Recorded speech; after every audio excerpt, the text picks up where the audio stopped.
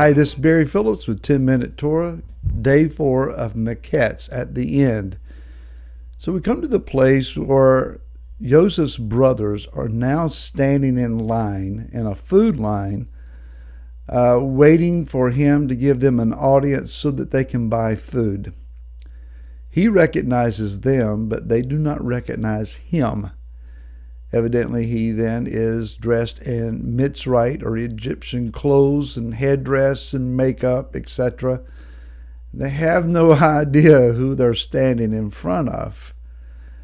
What must be going through Joseph's mind at this point? It has to be vacillating from anger to pity to bewilderment to fear to all sorts of emotions. But as the brothers finally approach him, what do? They would have bowed before him concerning grain, a fulfillment of his first dream. So the question then for us is, does our brother Yehuda recognize who we are? In large part, no. We are too well garbed in the world's culture that they are not a part of for them to recognize who we are. Do we expect them to come and bow down to us, recognizing some sense of superiority in us, and that because we have the ability to supply food or grain or whatever else that they may need from the wealth of the United States, that they should cater to us? No. Our heart must be that of Messiah, who said, I did not come to be served, but to serve. So that servant-heartedness must be found in us. Joseph very strategically accuses them of being spies so that he can place them in prison. Maybe he needs 3 days to cool off. Maybe he thinks 3 days will begin to humble them a bit. Maybe they appeared a little bit arrogant or overly confident for his taste. Regardless of the purpose, it says on day 3 being the day of resurrection of life from the ground. It's a concept you can follow all throughout the scriptures. But on day 3, he brings them out of the prison and he says, do this, for I also fear Elohim. That was a clue that they were supposed to have picked up on. It evidently went right by them. And he overhears Reuben saying, I told you so, I told you so. And the brothers saying one to the other, we should have done something when we heard him screaming out of that pit. He has to turn from them, lest they recognize that he's weeping over their words. But Yoseph is going to play out this extended drama for 2 purposes. Number 1, it is to see whether or not the brothers have fully repented for their sins. Exactly how broken are they? Have they become humbled by this experience? They need to understand what they have done, and they need to be willing to deal correctly about that. Number 2, it is to bring his youngest brother, Benjamin, down to Mitsrayim where he is at. He wants to see whether these brothers will treat the younger son of Rachel the same way they treated him. Is that sibling rivalry still going on and that family animosity still intact? Or have these men changed over the last 22 years. 22 years. Imagine with me, if you will, that a tragic event takes place today and it is 2042 before you deal with it. That's tough. 2042. 22 years to carry the weight of something, to carry the guilt of something.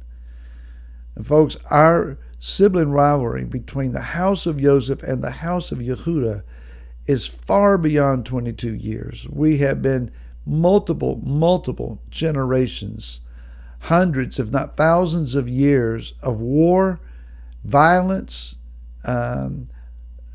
aggressions against one another. We've shed each other's blood. We have castigated each other. We have called each other into a place of hell.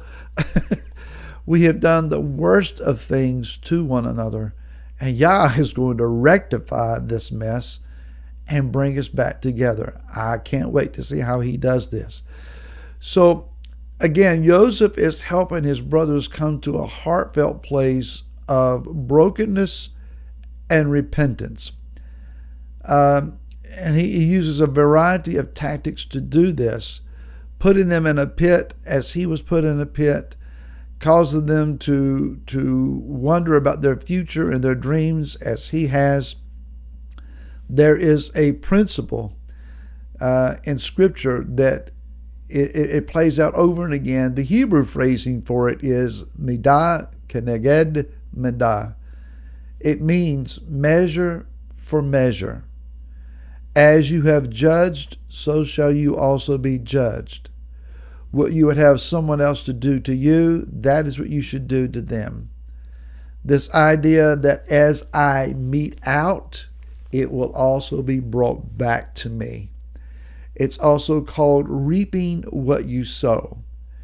The world says that it's karma. However you term it, whatever perspective you put it in, just understand it is measure for measure. It's just not like kind to like kind in a general sense. But the amount that you spew out, it's also going to come back to you. That should cause you and I to be willing to live in a state of compassion, of showing grace and favor and mercy. Those who show mercy shall receive mercy. Those who forgive will also then be forgiven. Those who seek vengeance will also be avenged, and revenge will be placed back on your own head. Not a powerful thing that we want to get involved with. We don't want the negative side of that. So Reuben says, I told you so. I told you so. When anyone brings that phrase up, if you had only listened to me, I knew what was right all along. I told you so. There's a bit of gloating there at perhaps being proven right. That's not a very mature thing for you and I. We see it often in the body of Messiah. I told you so. There is this great need among us to be proven right in our doctrine, in our methodology, in our pronunciations, our calendar observances, whatever the issue might be. This is getting us nowhere. We're walking in circles, throwing rocks and stones at one another, gaining no ground whatsoever. How many times do you and I want to walk around this mountain? How many times are we going to walk where we've only been without ever taking a turn and moving into a place that is new and fresh and it actually gets us somewhere? The next time you have that overwhelming urge to look at someone and say, I told you so. See there, I was right all along and you wouldn't listen to me. Bite your lip, smile, and go your way. You might actually find yourself stop walking in circles and start heading in a better path. That's possible. Let me leave you with some words from Harav Ariel Bar Zadok, famous rabbi, who says, quote, now how can one repent and express sorrow over one's sins, all the while when one is unaware of them? Thus does Hashem act toward us with mercy.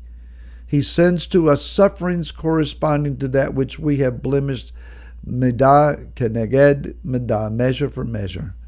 By this does one come to realize his blemish. When he sees that the sufferings have befallen him of a similar nature to that which he blemished, then will he realize that he committed a specific sin and will repent and be healed. May Yah show us such mercy. Until tomorrow, shalom.